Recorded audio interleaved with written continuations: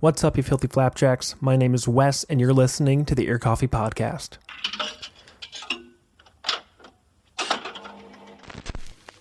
For today's extra special episode, I got to chat with David Mitchell of the Montreal emo band Gulfer.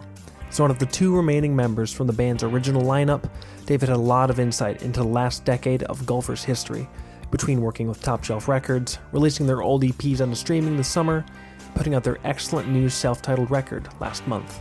It was really fun to dig into the release and learn about how the band grew into themselves while putting all the songs together. Without further ado, here's my interview with David of Gulfer on the Ear Coffee Podcast. Let's just jump right into it. I always like starting interviews the same way, just get a feel for the people I'm talking to and their history with music. So I want to ask, what are your first substantive memories of music? Like the first times you really connected with it? What made you fall in love with music on a deeper level, and ultimately the act of creating it, whether that was down the line or at the start? Just tell me a little bit about how you first kind of connected with music. I think the first really formative moment for me was the Offspring record, Americana. It came out in '98. Yeah. And what's really interesting about that record, like I was 7 years old, or maybe 8. I think I looked this up on Wikipedia. I think it came out around my 8th birthday. But so it was really interesting. I've been referring to it lately as like a Trojan horse record in a way. Okay. Because that song "Pretty Fly for a White Guy" Yeah. was all over the radio and all over like our version of MTV and stuff. So it was like a pop song. Like there's not even like a remote like sort of pop punk, skate punk sort of sound on that song. It's just like this weird fluke of like a top 40 pop song, right? So I don't know, like any other 8-year-old was like watching what we had like the Much Music Countdown, or I think like the mainstream like pop radio station was playing it. So I guess I liked the song and I bought the tape, but like a lot of the rest of the tape was just like maybe more on the poppy end of like '90s skate punk, but it was still like pretty heavy, intense music, and even like lyrical content for like an 8-year-old. For So sure. that would be a pretty big game changer for me. Probably exposed me to like blast beats and like palm muted kind of like power chordy riffs very early on. And a couple years later, I was 10 years old, and I was at a summer camp. And this story's completely crazy, and I still like can't wrap my head around it.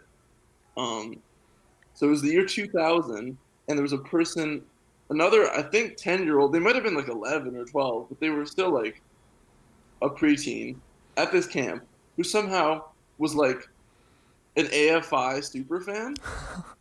But this is like 2 or 3 years before Sing the Sorrow. Like they were still kind of like, I think they were doing well, but they were nowhere near any kind of like mainstream consciousness. Like they were still a pretty punk band in the grand scheme of like mainstream society. For sure. So somehow this kid, I don't remember his name, I don't remember anything really about him, but he had like all their merch, he had all their CDs, and he like turned me on to AFI. Like I remember that summer I was really into like Sum 41 and Good pick.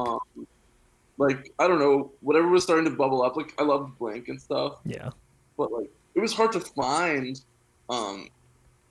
anything like deeper than that, especially like that was maybe like right as I was starting to like use Napster, or right as I was sort of starting to like have any means to discover stuff Yeah, that was kind of beyond. the peak of like the Napster stuff there, like early Yeah, because otherwise 2000s. just in that era, I was just like whatever was fed to me as far as like TV or radio went, and you're like when you're like a baby like that, it's hard to just okay, I'm gonna start listening to skate punk or whatever.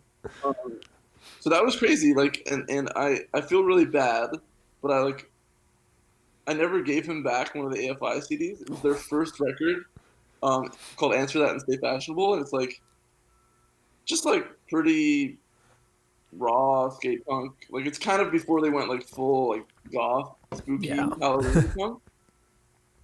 So that record was crazy. Again, it was like that Offspring record times 100 as far as like, whoa, these are fast songs and like this is maybe what like a D beat sounds like. Hmm. And there's a song on that record where Davey Havok is like begging his mom to let him get a mohawk. I was like, damn, like I feel that. Like I'm going to show this to my mom. it's just speaking to me. So that was pretty formative. And then that kind of led to like an obsession with skate punk, and then there's a really big ska scene in Montreal at the Oh, time. rad. Really, really big ska scene. There's this band called the Planet Smashers from Montreal, and they have a label called Stomp Records, and it's like a really big scene. And I think like so this is like 2002, 2003, and from what I understand, ska like maybe in the States or maybe like globally maybe peaked out in '99 or Around 2000, then.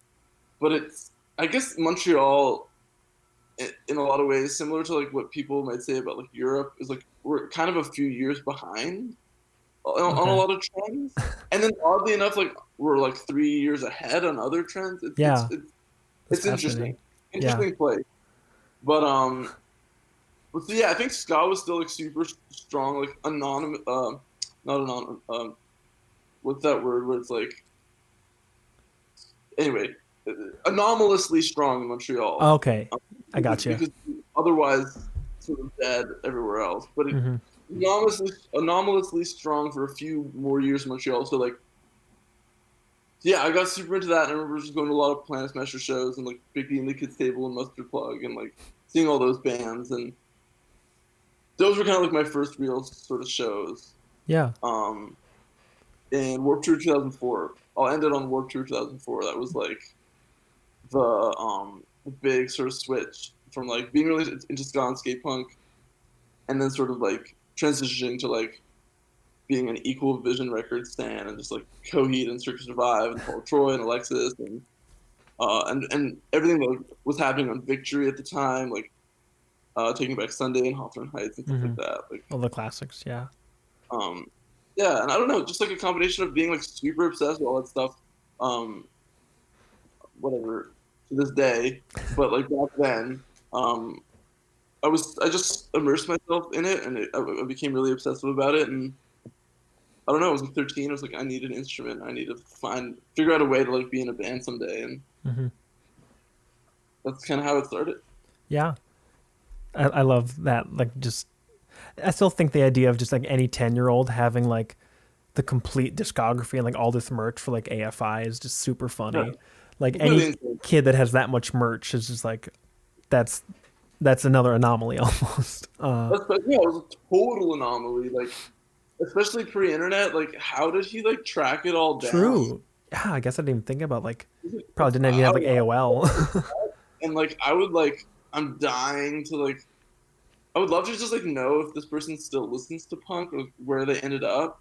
Yeah. Like, they could very well be in like some awesome band or something, or they could very well be like a total normie. Yeah. Like, are um, they still going to like skate punk shows? Or are they like an accountant with a family now? Like, yeah, how do they I end think up? it's a pretty 50-50 chance there.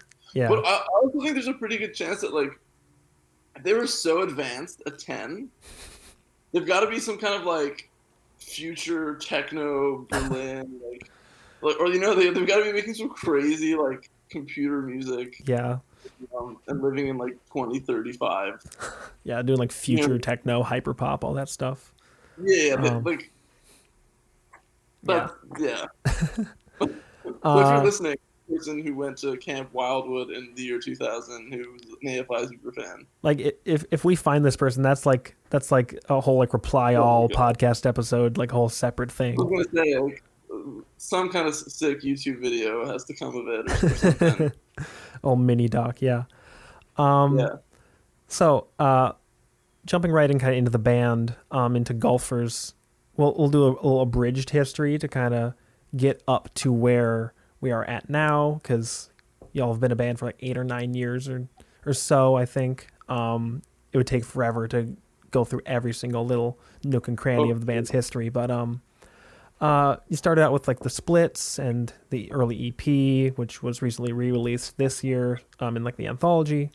But I guess, yeah, share a little bit of how the band actually got started releasing those early kind of splits that are in like the first EP, like the Transcendals, I think is the title. Yeah, just share a little bit about that. Yeah, we're just kind of like in two different bands before we all first started in what was a math rock scene in Montreal comprised exclusively of those two bands. And then those two bands kind of broke up, and Vince, who plays guitar and sings and writes a lot of the songs, like as soon as I met him and saw him play, I was like, I would do anything to like be in a band with this person. Mm-hmm. But he had his band going, and I had mine, and then he had so the band that he had was with our current drummer, but he also had another band that had broken up with before I met him with the first drummer of Golfer, and I think his plan was to sort of like rebuild that band, I guess, with new people. So that's how it started. Mm-hmm. And we kind of started more as like coming from math rock, and then like around 2011, 2012 when we started, like that's kind of when like the emo revival was like sort of beginning to peak out, burgeoning up, yeah. And like I had gotten into a lot of it through being into math rock, and also I was like really into post rock, so like Ooh. any bands that were like tappy or shreddy, or any bands that like had like I was really into like that first Pianos record, or like Spiel Loon, or like any of these bands that were kind of like combining screamo with like tremolo picking and like Mm-hmm. epic post rock crescendos and shit. Really into that, and really into like Algernon and bands that like were shredding and riffing and stuff. So that's how I got into that kind of stuff. And then I remember like showing a lot of that stuff to Vince, and him showing a lot of that stuff to me, and then yeah, that's kind of how the band started, and we just started writing a bunch of songs and recording them, and then we had 3 little demos, and that became the first split with Phagosepia, and then yeah, nothing crazy, just writing songs, and then once we had like more than a couple, we'd go and record them, and then it was very like the classic fly by the seat of your pants situation. Yeah, get them, record them, and kind of just release them. We were lucky that there's a label in Japan who were willing to kind of like do a CD release of the first split and the EP. Oh, rad. And combine that with like an 8-song mini album. So we were able to like sort of informally work with the label and get a couple of like physical copies going. And then we did a split with Lions, Odd Dates, and My First Castle in 2013. And that was like our first vinyl release. Ooh. And it's just been going from there. Yeah.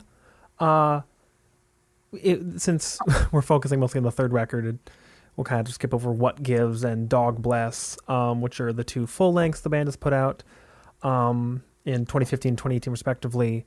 But earlier this summer, the band kind of re-released the splits, like the first 2 splits, I think, and then the first EP, at least onto like streaming, kind of like the anthology re-release. Was that just kind of like a, hey, let's put this together, put it on streaming since we can't tour, kind of just start building up some hype leading up to the album's announcement? Like, what kind of went into putting together that anthology, like mini album, and drawing attention to these old songs? Yeah, it was the first split, the first EP, and then I mentioned that 7-inch split with those 3 bands, and then we had another like 4-band split that was supposed to come out on vinyl but never did. So it was those 10 songs, and it was all like 2012 and 2013.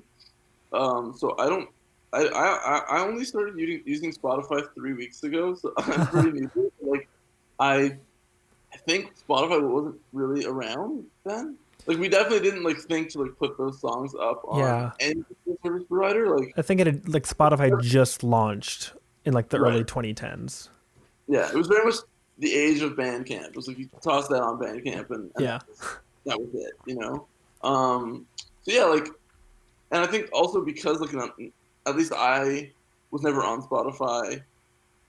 It just I never thought about Spotify until sort of like years later, and Hmm. it just never occurred to me to like maybe we should have like all of our music on there. Like why not, you know? Yeah. Um, and yeah, like you were saying, I think it was kind of a little bit of an effort to sort of um, maybe strategically like build as much of a I don't know portfolio on Spotify as possible, and maybe get like some streams up and Yeah. some listenership up just to like be in a place um, where I don't know we have like the best stats possible to try and get on like editorial playlists. Like it's Ugh. all really dark, unfortunate game, That's true. right?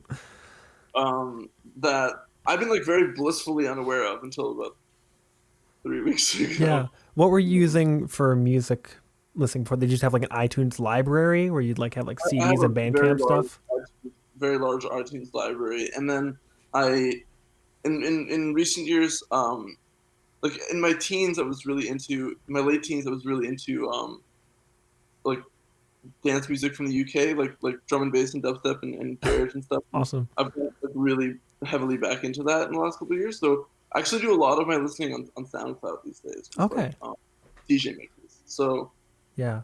you know, it came by really nicely with the iTunes SoundCloud combination, but Spotify's been cool. Shout out to my stepdad for adding me to the family plan.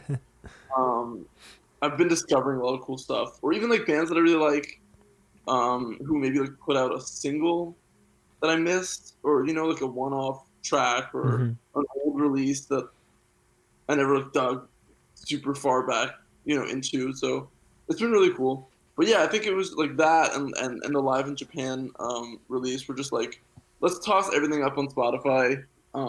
Might as well have it up there. Hmm. Um, I don't know. Like like I said, it's a pretty unfortunate like scene out there on Spotify, but I guess we've just decided to try and play the game and Yeah. see what happens. And Yeah. I don't know. I don't At the think end of the any day, it's like you can like more acknowledge that people. like the system kind of sucks, but like you can't really be like beat yourself up for like having to participate in it in order to like connect with listeners and like actually put out your music, I think. Yeah, and I think like at this point for us, it's really just about people hearing the songs. So if this is a way to get people to hear the songs, especially in an age where like I'm noticing in my personal life that like I'm going to Bandcamp way less in general, and like Mm. I'm seeing our stats even compared to like when Dog Bless came out, like no one is listening to this record on Bandcamp. We're really engaging with it. Mm. So I think it's cool. Maybe if there are people who like are into Dog Bless, um, hey, like this is what we sounded like 5 or 6 years before Dog Bless. Hmm. Take it or leave it. Yeah. One song that's probably like my favorite song in that collection. Um, hit over like 10K streams, so it's cool. Like hopefully Oh, yeah. some of those people were like, oh, I didn't realize this band had all this other music. And I guess that was kind of the point, you know, like Hmm. maybe uh, for some folks who missed the Bandcamp era or whatever, or wouldn't think to like check Yeah. on our catalog sort of like outside of a digital service provider, like Yeah. just the convenience of having it up for them and Hmm. Yeah. maybe like immortalizing it more than if we just sort of kept it Mhm. on Bandcamp, whatever. Like, Yeah. Especially since like I mean, at least speaking for myself, I first heard about the band through Dog Bless. Like that's the record that kind of I think introduced a lot of yeah, people to the band, and yeah, so like kind of discovering like I'm the rare Bandcamp person who like actually goes on to Bandcamp. So sure. um, I found all that stuff before even like noticing the anthology. But like um, yeah, I think that you kind of hit the nail right on the head there with that. And yeah, we were also really lucky that Top Shelf was willing to like sort out all the like actually getting it up there for us. So that Mhm. was really nice too. I think maybe like for years in the back of my mind, I was like, oh, we should probably get like the rest of our music up on there, but I was just too lazy to do it. But Yeah. as soon as we were like, yeah, we'll do it. And it was like kind of a no-brainer. It was like, okay, we don't even have to do any work. Like they'll just put it up. They'll just do it. We'll doodle up a little cover, and that's it. Nice and easy. Yeah. All right. So the new record is actually coming out tomorrow at the time of recording. It's self-titled. You can find it wherever. A lot of the stuff, like the kind of response that I've seen from either like critics or just kind of even from like what the band has said about the release itself, it's a very, not that the previous records were like immature, but this is just a very like kind of mid 20s record. It seems like a lot of like kind of takes stock of one's place in the world and kind of looks back on like the early 20s, kind of like youth almost, and some of the songs deal with that very directly. So Vincent and Joe were the two like kind of primary songwriters, you'd say, for like. I'm not the best person to talk to about these songs that I didn't Yeah, write. yeah, I can talk about maybe like a broader yeah, like themes around them, Yeah. or maybe like I can maybe contextualize and inform like maybe the way this record has developed as far as like maybe just like our collective yeah. influences. and That's stuff, kind of what you I'm know, hoping to get at. Yeah. yeah, like I think. Oh, go ahead. Just it from your perspective, how was putting this record together different from like putting together and like writing and recording Dog Bless? Because I think you'd have a lot of insight into that, even like more so than like with like the lyrics. But how did that differ just for you, for kind of the band overall? Speak as much as you can for like the group, but obviously mostly speaking for yourself. Yeah, no. There's definitely a few pretty notable changes or differences. Like when we were putting together Dog Bless, basically, what had happened was that like at the end of 2015, kind of around like it wasn't even the end of what someone might call like the What Gives album cycle, but that record had only come out a few months before. But at the end of 2015, for whatever reason, our drummer at the time and our second guitar player, co-songwriter, vocalist, both left the band. December of 2015, they both left the band. And then in February of 2016, I was gone on tour with another band for like 3 months. And so it was like a 6-month period where like we were definitely not active and also definitely like not sure if the band would continue. And then I was on this tour and I remember getting an email from the band Pup, and they were like, we're putting out this record, The Dream Is Over, and we have this release show in Toronto. It's us and Jeff Rosenstock. Do you want to open? But you need to tell us in 3 days. Yikes. Because the show is like in a month or maybe like 5 weeks or 6 weeks. So I emailed Vince, was we have to do this, but we don't have a band, and I'm away for like another 3 weeks. But Julian, like I mentioned earlier, was in a band with Vince, like 6 or 7 years before that, and like he's been a really close friend, and Joey, it was just like the first and only person that came to mind. So Vince was like, okay, like I'll teach them all the songs, and then like you'll come back, we'll practice a couple times, and then we'll play the show.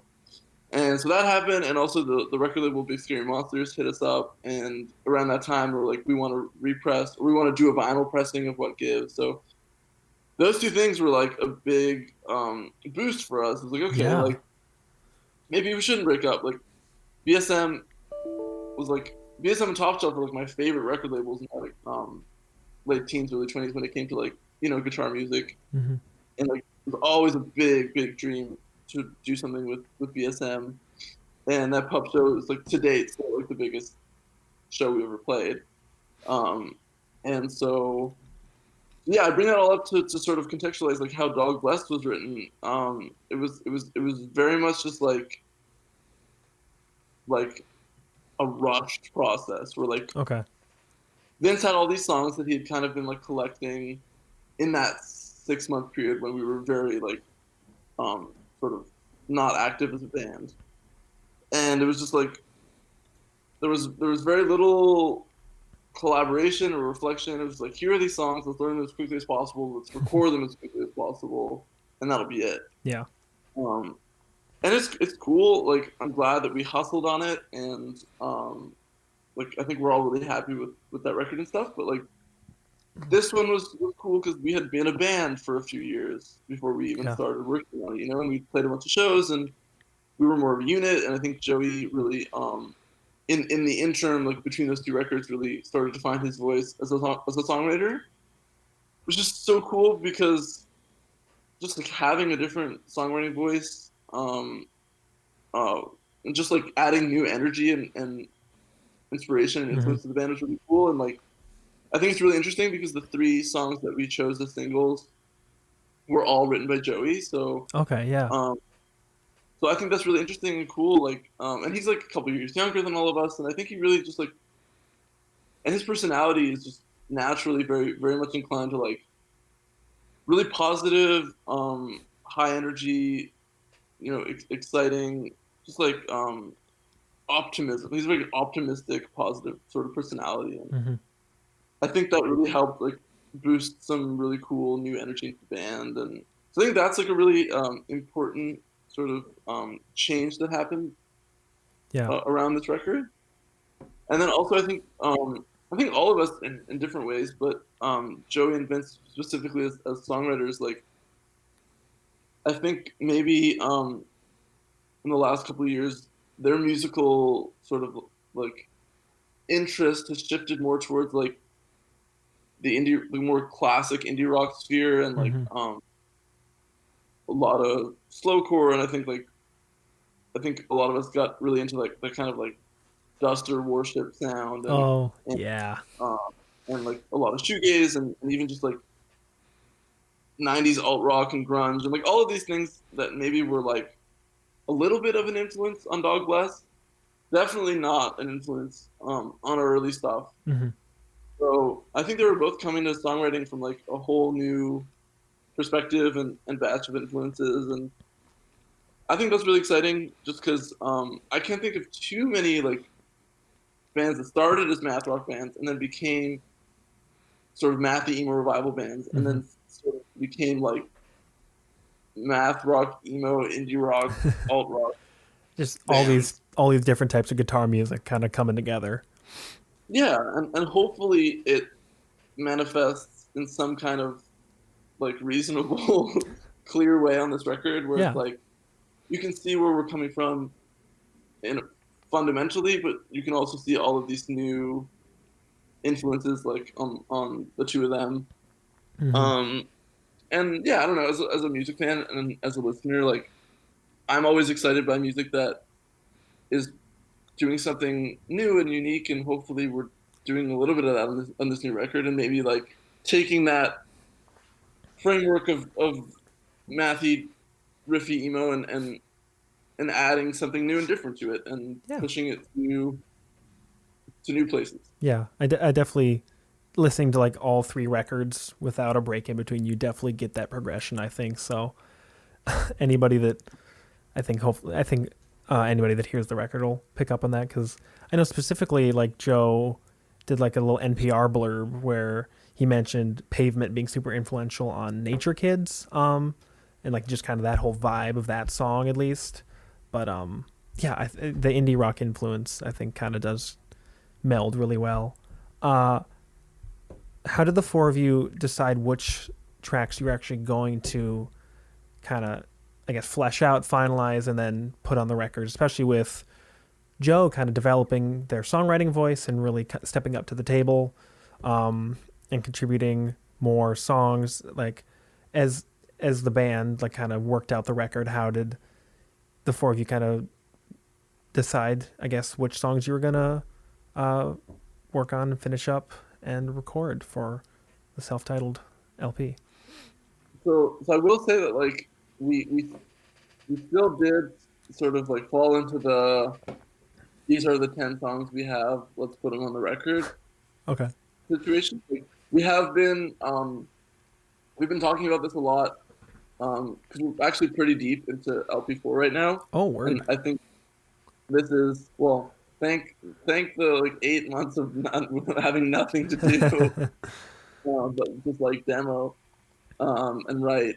Um, but so yeah, we have been talking about that a lot for this next one, where we do want to write like more than 10 songs, and then like sort of um, choose the ones we like best, or maybe like we were talking the other night about like maybe even before we get too carried away with writing, like choose a few of these songs we already have and try and develop a record like around the sound of those songs Okay. and really like zone in on um, maybe like a more thematic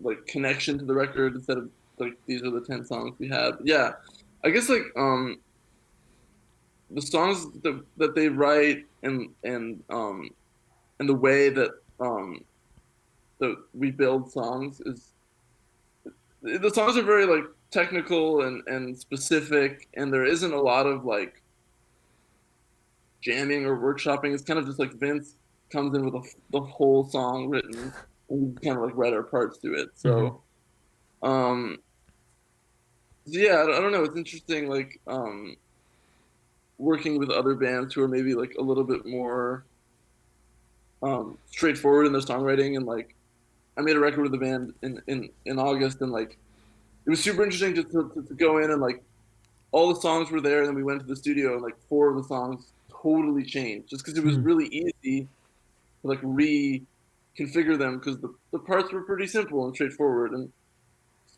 like I think the idea of like rewriting a record in the studio for us would kind of be a little crazy just because the songs are so complex Hmm. and and very specific. So I think that's kind of what we're trying to do, like retroactively, is like maybe workshop the songs for the first time, maybe before we hit the studio.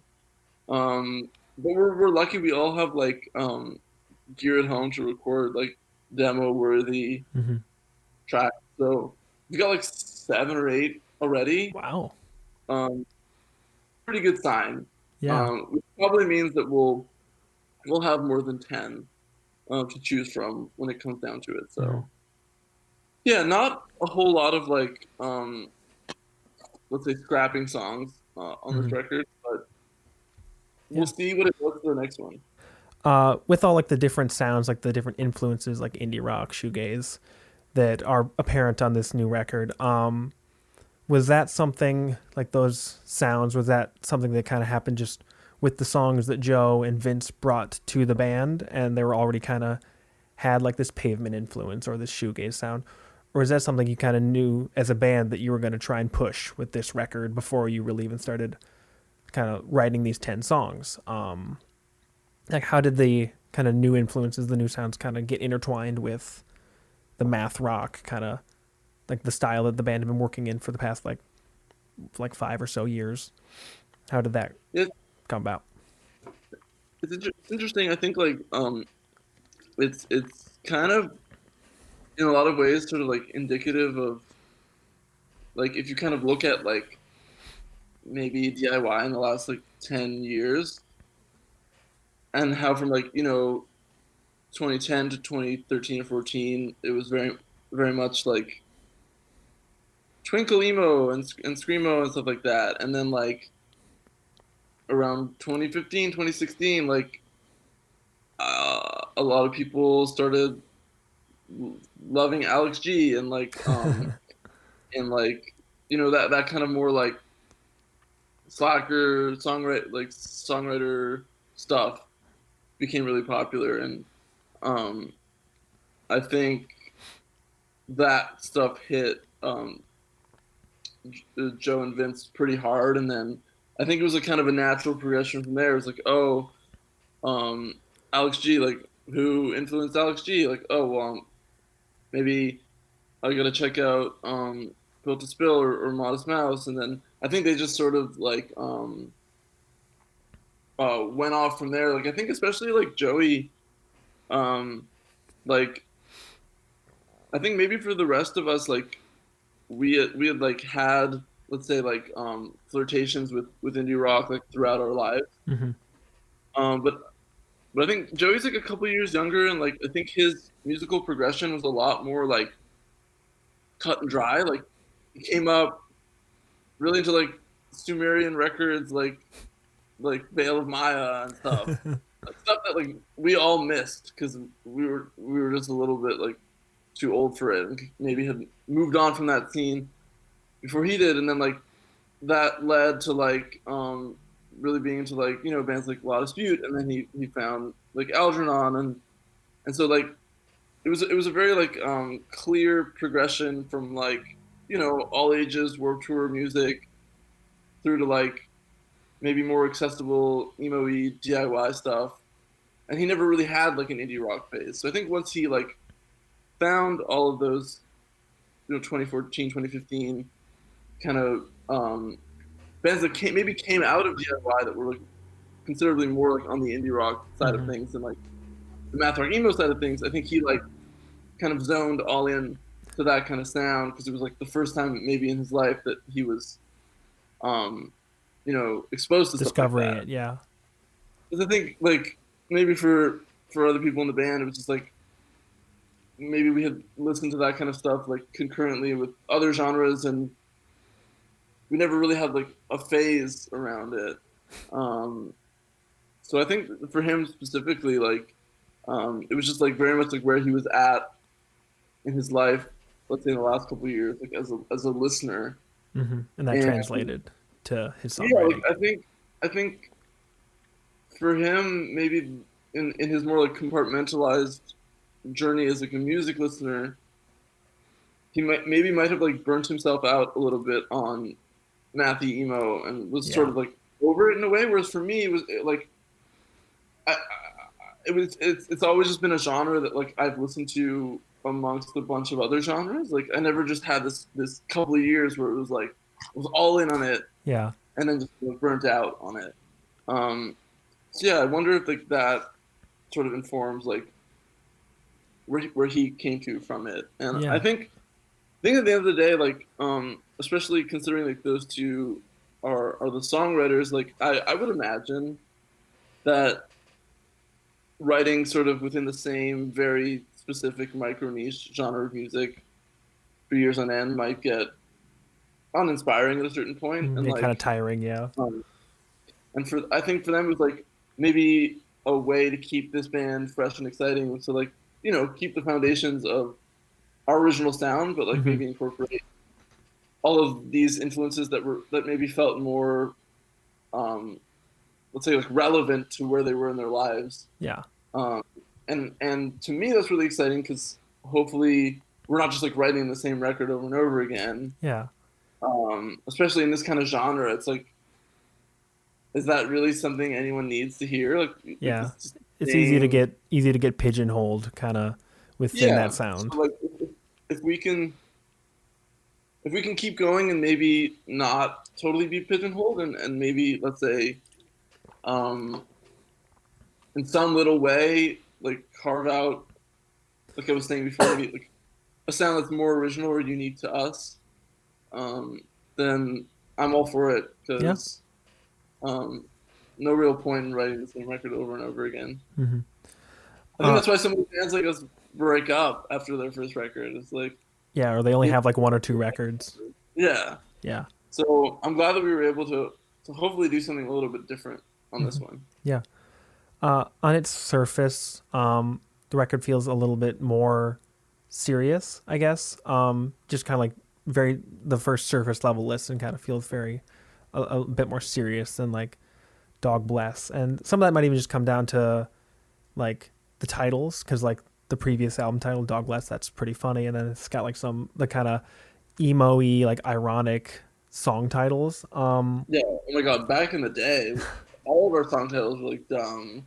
Yeah, like You know. Jodie Foster stuff like Yeah. that. How did you as a band, and speak of this as much as you can, try to retain kind of like the lightheartedness that that Gulfer kind of presented before, and I think just kind of naturally does still have, But how did you retain that while still making, I guess, a more kind of emotionally complicated and kind of like the songwriting's like more nuanced? It feels like, how did you kind of keep those two things and keep them coexisting on the record, where you have like the fun and kind of like the lighthearted nature, and then still making room for these more pointed songs? I think, like you said, a lot of the lightheartedness comes across. I think kind of just naturally, like it's just so ingrained into like the roots of the band Yeah, like the that like DNA.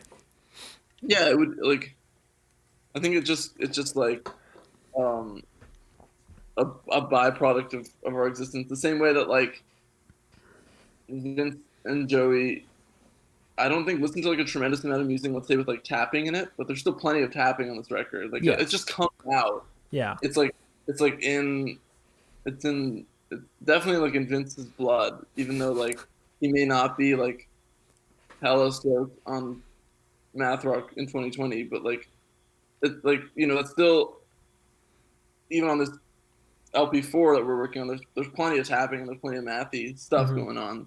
I think like that's a similar phenomenon to like why there's still that like lighthearted silliness because Hmm. it's just like and yeah, I just don't think that's like who we are as a band or as people like super serious, pretentious like artists, Um, and I think if we tried to like come across that way, it would probably come off as really disingenuous Yeah, and like start wearing suits all the time and looking like you're like a yeah, or like just like 2004 like crazy Matador effort. Records band instead of Yeah, or a band of wearing tapping. like yeah. So, but again, like I think sometimes like that like zany for the sake of being zany like thing is a little bit too crazy, and I think that like crazy, pretentious, mean, cool guy thing is a little bit sometimes. So I hope that like we are naturally somewhere just like in the middle, Yeah. and Okay. I think it's just because of like the years of maybe history as like a silly early 20s emo band with joke song titles and joke Hmm. album titles and stuff. Like it's hard to shake that after 6 or 7 years True.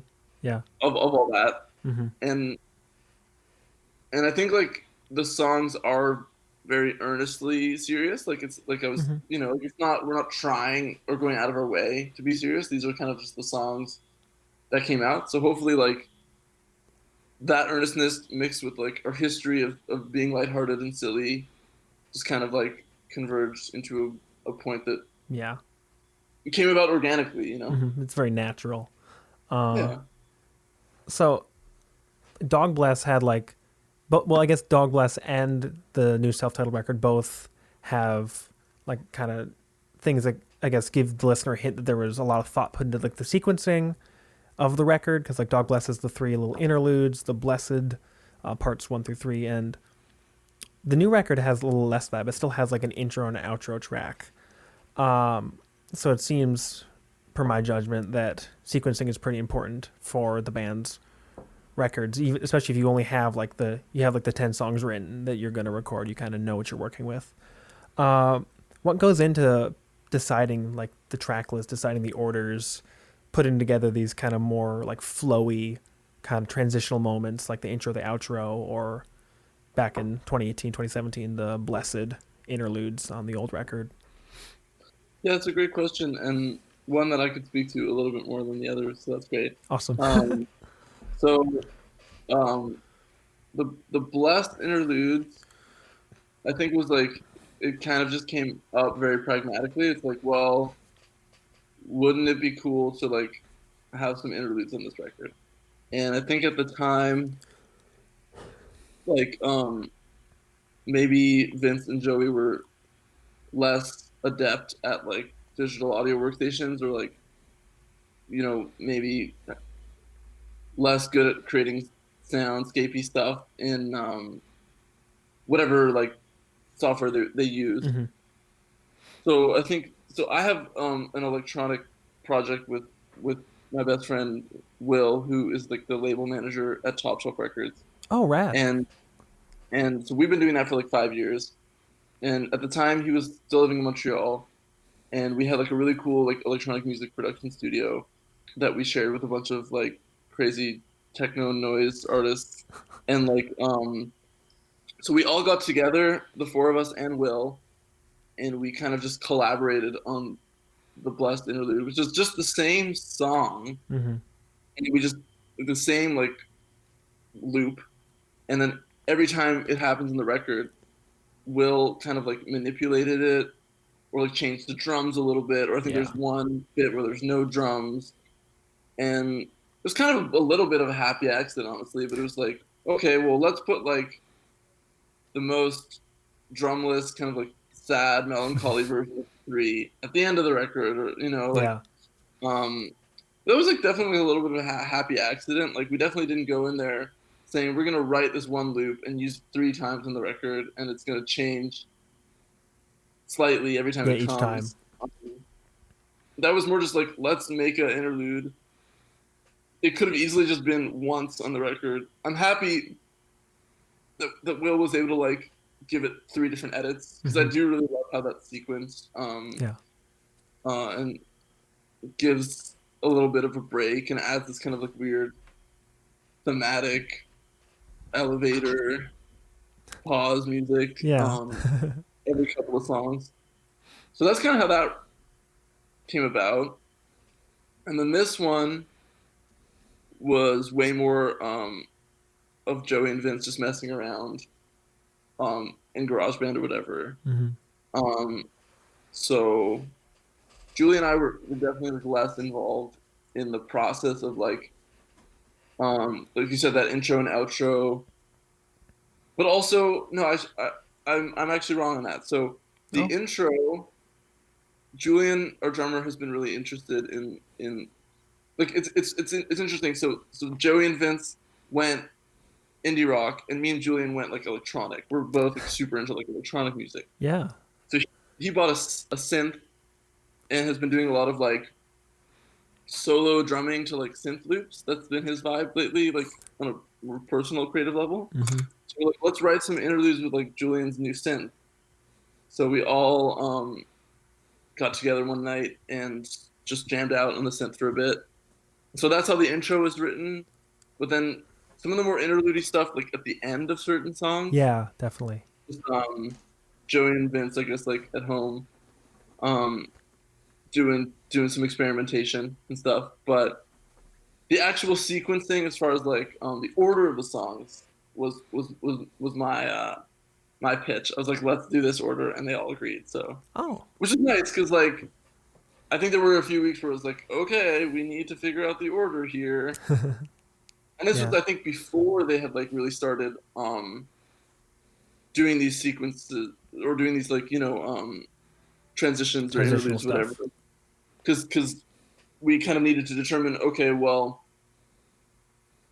this song comes before that song, so we can sort of have these two like bleed into each other, or like this song ends like this, so we should probably not have something after it or whatever. Like, all of these little micro discussions around it, and then I kind of pitched like an order, and everyone was pretty immediately on board. So it was nice that like amidst all of these micro deliberations, we didn't have to like also rack our brains over like Over the track the listing. actual order track listing. So, Mm-hmm. but I've been like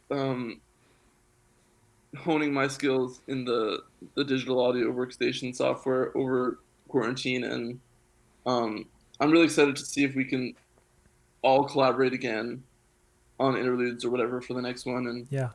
we kind of do like a thing we did with Will without Will, where like maybe I'm honing the Ableton and we're all contributing, and Yeah.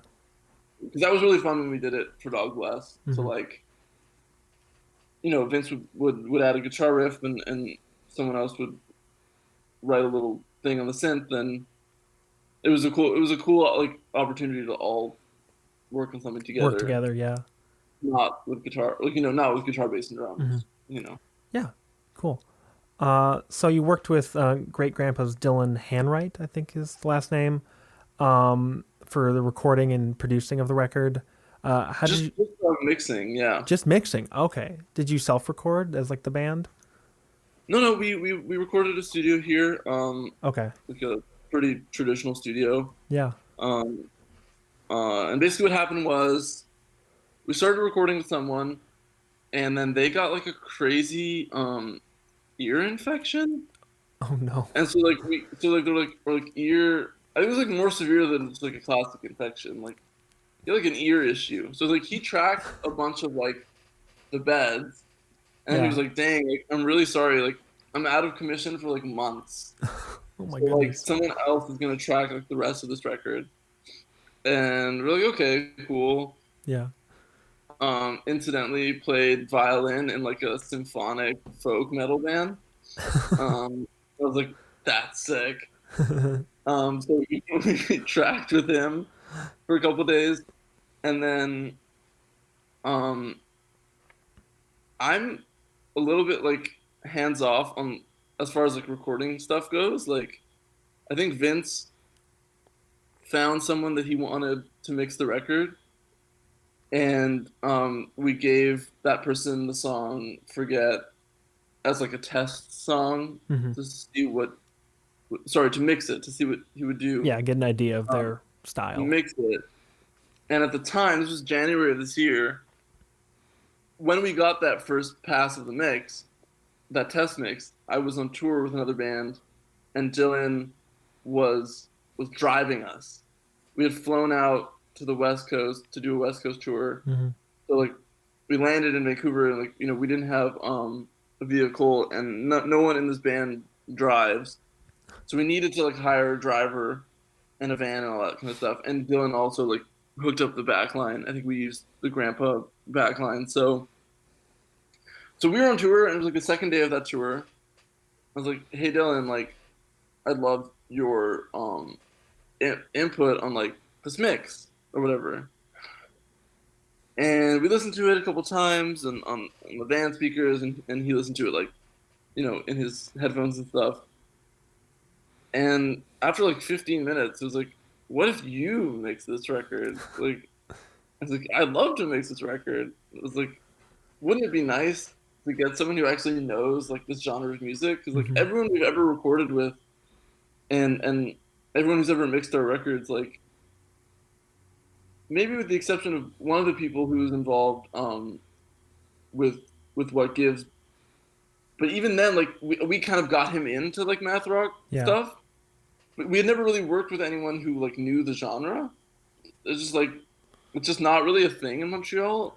Like no one really Yeah. cares about it, and there's definitely no one like recording bands in Montreal That like has that like sound like that this. knowledge. Yeah, of math rock. Yeah. So I don't know why it took like 8 years to like come to this conclusion, but like maybe it could be cool if like we worked with someone who knows the sound and um, who has a history of doing like really cool um, mixing and production work with other bands, and who's a friend and who I was like with in real life, while it was beginning to go down. And so yeah, like as Yeah. soon as that tour ended, like Dylan did a pass of Forget, and we're like, this is considerably better than this other person, and that's Then how it went. kind of went. Yeah.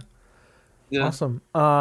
So this is a little bit of a different note, but the video for Nature Kids has like this. You partner with like this skate crew, Blacklisted, for the Hmm. video.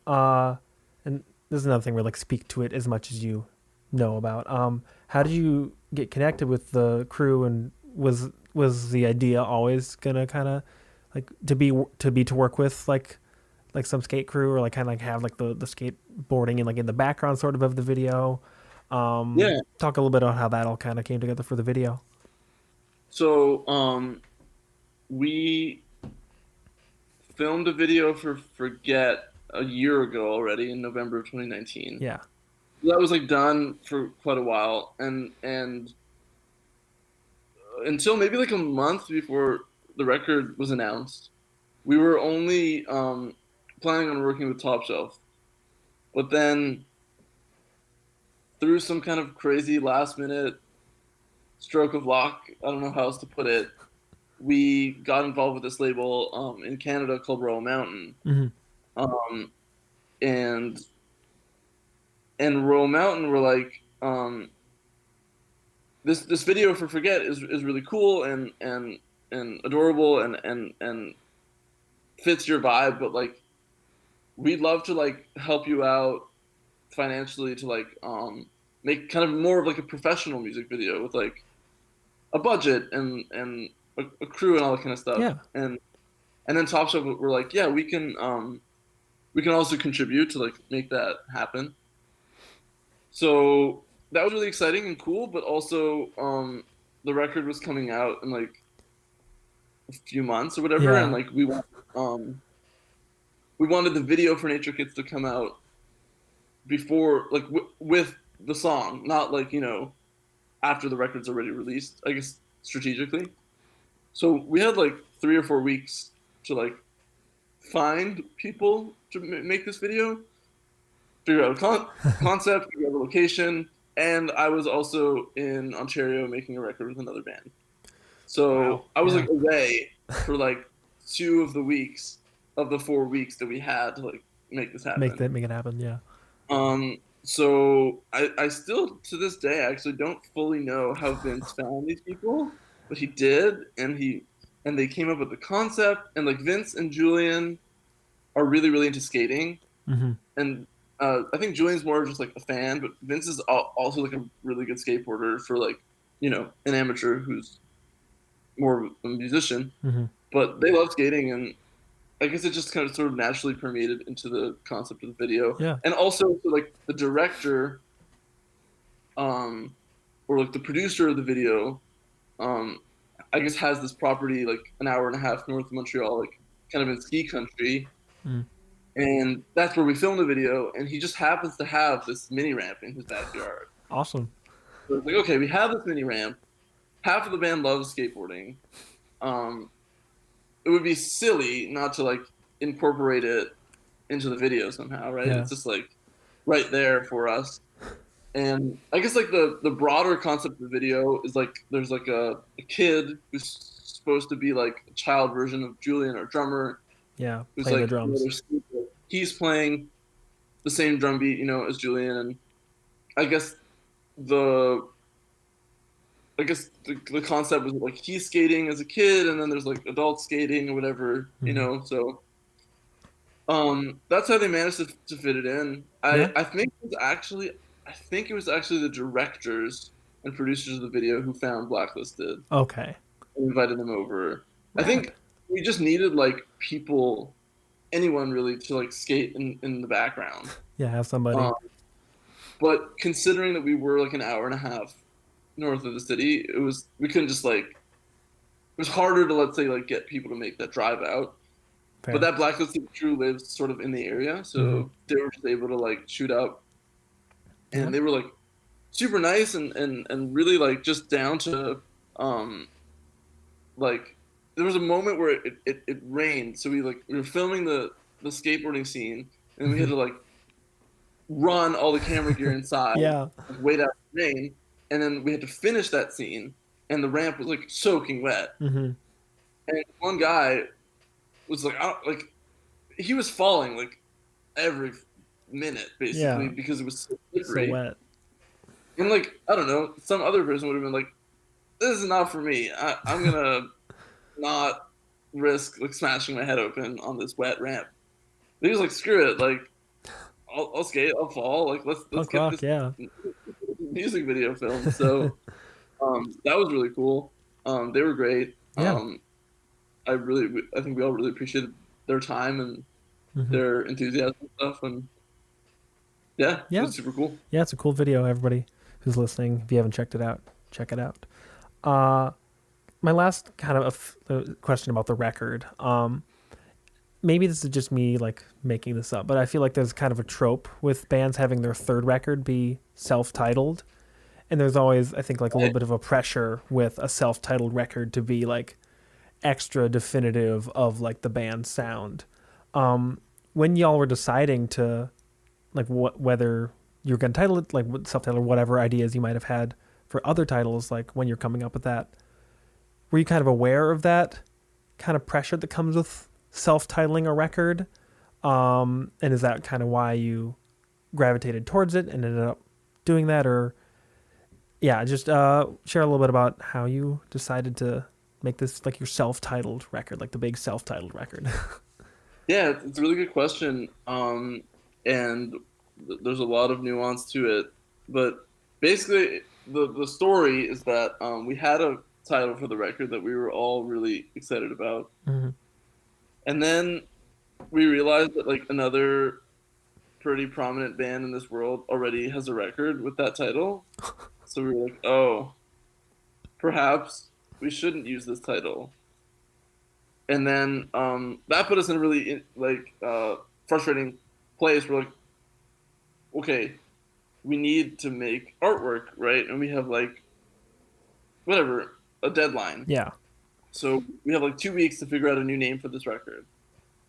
And that's never a good scene because we were just like, you know, when you're just like so desperate and like every dumb word or phrase that like comes to your head, you're just like putting in the group chat, and we're just and at the same time we were trying to figure out what we wanted to do for art. So we're like, just like really frustratingly brainstorming those two things and really coming up empty, at least for the name. Like we figured out the art thing, and the art is definitely like a nod to the title that we had to scrap. Okay. So that made it easier in a way to like sort out the art, because it was like this reference to this title that we decided not to use. But after a couple of days of like not really coming up with anything, we kind of just took the easy, lazy way out. Like, okay, we don't have a good title anymore, so self-titled. Whereas, you know, Dog Bless came about in a really natural, sort of silly way, and like we didn't think too hard about it. It just came. We're like, we love this. It's perfect. And I guess we figured that like if we didn't love this It's Perfect about a title for the third one, then we should just call it self-titled. And then to answer like sort of the other half of your question, it really didn't occur to us until we started doing interviews like this that there's this whole statement around having a self-titled record, especially not as your first record. And but I do think that like it is our like I was saying before, like it is the one where we've really found maybe a sound that's hopefully our most unique sound yet. Yeah. And I'm pretty like proud and confident to call it like our statement record or whatever. Yeah. So we've like inadvertently come to this sort of grandiose statement. Yeah. Actually, but hopefully it actually translates that way as well. Yeah, you know? Kind of happened serendipitously and worked out in a way you wouldn't have foreseen until geeks like us try and get in there with our questions, like, "Oh, are you making a statement?" and stuff like that. Yeah, I guess. Yeah, if you want it to be. Yeah, I do agree with that statement that this is kind of like, instead of like, oh yeah, Golfer sounds like math rock, someone might listen to this or even hear something in the future like, oh, that sounds like a Golfer song almost, where it's kind of like the dream, the goal. Yeah, you know? Yeah, exactly. Especially after like eight or 9 years of being a band, it's like, wouldn't it be cool in a perfect world to like be identifiable as us? You know? Yeah, that's pretty cool. Something to work towards and aspire towards, and yeah, that's rad. So I'm sure there was a tour that was planned that had to be canceled. Because nothing. You didn't. I know nothing was announced, but not anything. Anything. Well, because like so.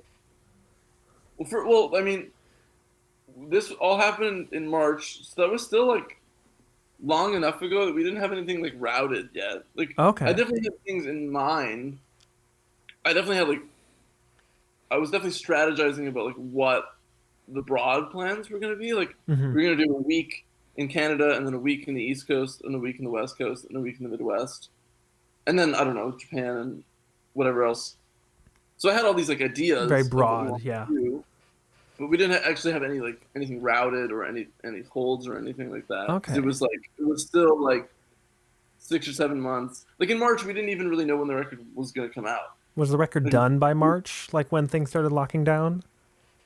it was like Or at least like recorded? probably not mastered yet.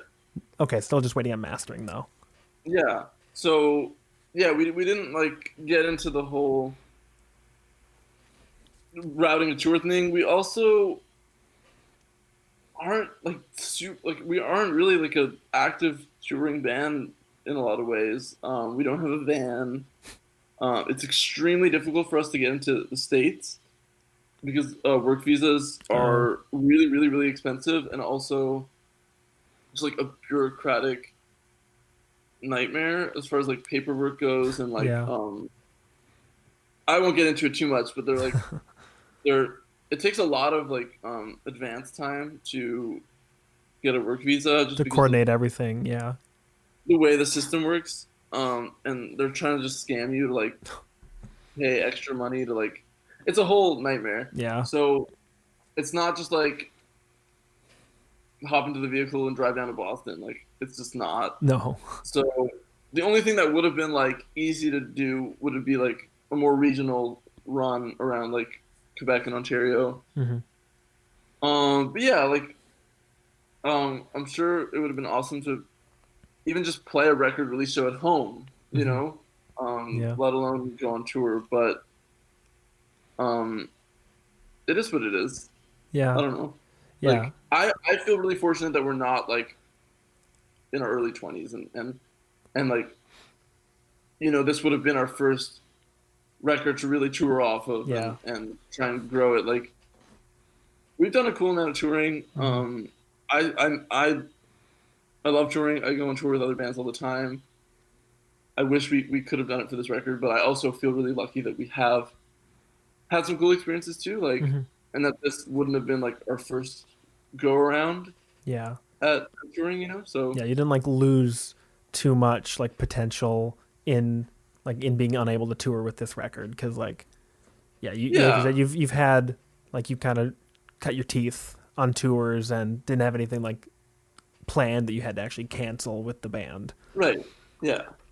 So it could be worse. I think it definitely has Yeah. been worse for countless other bands, and like I Yeah. said, I really feel for it and pretty often think about like what it must be like to be maybe a band like 10 years younger than us right now, who are just starting to like come up and have some success, and it's just like we never even got to do anything, and when will we ever get to do anything? Yeah. Yeah. Um, You're actually kind of speaking right to my heart right now because my band had to cancel our first tour because of yeah, COVID. like Which yeah, but it's still like everyone's like healthy and like everyone's like safe. So yeah. you gotta you can't take stuff like that for granted, I guess. But as someone who like was obsessed with the idea of touring as a teenager, like if I finally got to the point where I was able to, and then this happened, like I would be super sad. Yeah. So I feel you. Yeah. But like time has passed, so I think a lot of people are pretty much settled into kind of like the Yeah, I think a lot of accepting people that have it'll accepted be a that. hot minute before touring comes back and before we can resume that kind of stuff. So hopefully it doesn't sting as much for just anyone in a band right now. Yeah. That's all we can kind of hope for. Rad. I like ending my interviews the same way, too, and that is by asking, what are some of your favorite recent, like new releases, new records, and I mean, if you have any like local Montreal bands or like local bands that that you just kind of want to give a little shout out to, that would be an awesome time to do it. But otherwise, what have you kind of been listening to, been really enjoying lately, just as a listener versus as someone who plays in a band? Just like what have you been enjoying? The band's Svalbard from the Svalbard? UK. Yeah. Svalbard. It's kind of like a mix of like crust and post-hardcore and screamo and post-rock. Ooh. Um, just like super heavy and a lot of blast beats and a lot of really important lyrics. Like that's kind of my album of the year, I'd say right now. Okay, sick. It's Svalbard record. It's called. I'm just going through the old iTunes library. It's called "When I Die Will I Get Better." Hmm. I love the new Svalbard record. I'm just going through the old iTunes library here. Yeah, this is kind of the part of the interview when people do that, so you're all good to take a Trying second. really into this record by Sparkle Division, which is William Basinski. It's kind of just like weird lounge music. I didn't know he put out a new record this year. I know he's been doing like archival stuff.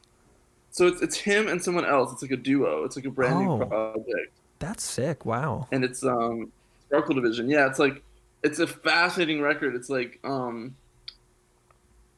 foundationally kind of like really loungy, almost like Muzak-y. Okay. But like that seems up his alley, up Basinski's alley. But then there's like there's a song that wouldn't sound out of place on like the first DJ Shadow record. Oh. And then there's like a footwork track, like a full-on footwork track, and yeah, it goes everywhere from like cocktail lounge music to like dark, weird electronica. Ooh. It's a super cool record. Yeah. I've been really into that. New Voloscura, that's screamo. I was actually gonna ask once you mentioned Svalbard. I was gonna ask about that record, so I'm glad you brought it up. That's been a big rotation for me lately. Gotta shout out the band from Toronto, Little Kid. Okay. If you're into like I don't know, Andy Shaw for like some kind of folky songwriter stuff. I love the new Little Kid record. I'll spare you all of my electronic music. Yeah, I don't know. Those are like the ones that are coming up. Yeah. Viva Belgrado from Spain. Okay. Been listening to that record a lot. Kind of like, it sounds like a Spanish La Dispute a little bit. Wow. Yeah. Highly recommended all of their records. Viva Belgrado. Okay. But this one is their most like pop record yet. There's a song that I've heard people describe as like it sounds like Post Malone. Oh. Interesting. And it's like kind of like a chilled out, vibey, not even like an emo track. It's just like a really chilled out kind of loop, and he's like rapping in Spanish. But then there's like full on sort of like wavy screamo tracks, and then there's like a bunch of stuff in kind of in the middle. Just like really accessible, cleanly produced post-hardcore, but like with these really fast delivery, almost spoken wordy like Spanish lyrics. Huh.